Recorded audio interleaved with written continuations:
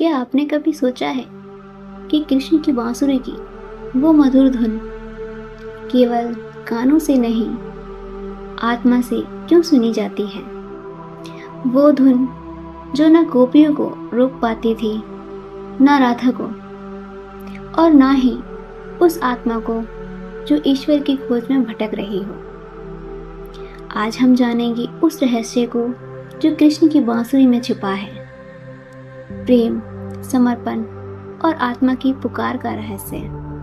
तो चलिए शुरू करते हैं। बांसुरी जो कि एक खोखली लकड़ी का टुकड़ा है, ना उसमें अपने आप कोई ध्वनि है, ना कोई जीवन, लेकिन जब वह श्री कृष्ण के होठों से लगती है तो वो बन जाती है ब्रह्मा की वाणी, राधा का प्रेम और आत्मा की तड़प।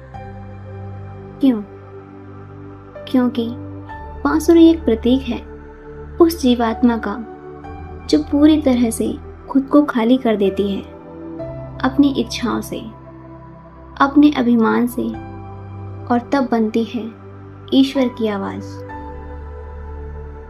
एक दिन राधा ने कृष्ण से पूछा, कान्हा, तुम हमेशा बांसुरी को ही अपने पास रखते हो, मैं तो तुमसे दूर ही रहती हूँ, ऐसा क्यों?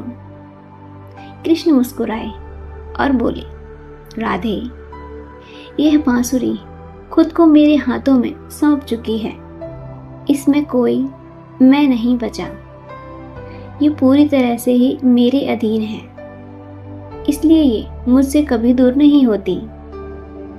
राधा की आंखें भर आई, क्योंकि वो समझ गई कि सच्चा प्रेम वही है जहां स्वयं मिट जाए। कृष्ण की बांसुरी हमें सिखाती है, जब तक हम अपने भीतर मैं को रखेंगे, तब तक प्रभु की धुन हमारे जीवन में नहीं बजेगी। लेकिन जिस दिन हम खुद को खोखला कर देंगे, ईश्वर का वाद्य बन जाएंगे, उस दिन जीवन भी एक मधुर संगीत बन जाएगा। बांसुरी की तरह हमें भी अपने भीतर से क्रोध, अहंकार, मोह और लोभ को निकालना होगा, तभी हम कृष्ण की लीलाओं के पात्र बन सकते हैं। आज के युग में जब शोर ही शोर है, जहां हर कोई बोल रहा है, कोई सुन नहीं रहा, ऐसे में कृष्ण की बांसुरी हमें मौन की शक्ति सिखाती है।